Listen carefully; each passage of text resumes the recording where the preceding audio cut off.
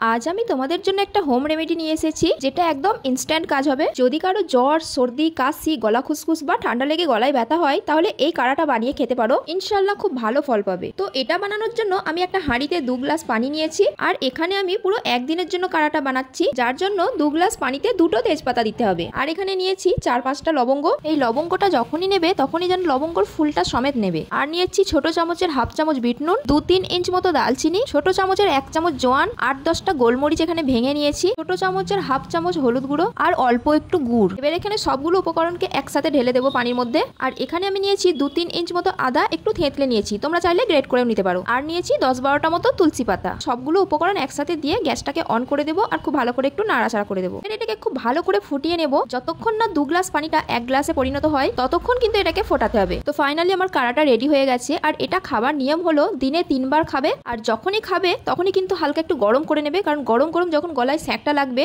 তখনই দেখবে অনেকটা আরাম লাগবে, আর তখনই এটা কিন্তু ভালো কাজ হয়। এই ওয়েদারে কিন্তু প্রত্যেকটা ঘরে ঘরে সবাইকার সর্দি কাশি লেগেই আছে, তাই আমি ভাবলাম আমার আব্বাজির জন্য যখন বানাচ্ছি তাহলে তোমাদের সাথেও একটু শেয়ার করি। কারো যদি সর্দি কাশি হয় তো এটা একদিন খালি বানিয়ে খেয়ে দেখো, তারপর তোমরা নিজেরাই আমাকে কমেন্ট করে জানাবে। তো যাই হোক, আমার কাড়াটা এখানে রেডি হয়ে গেছে। আর বেশি বকবক করা যাবে না, নাহলে কাড়াটা ঠান্ডা হয়ে যাবে। এবার গরম গরম কাড়াটা আমি আমার আব্বাজিকে একটু দিয়ে দিই।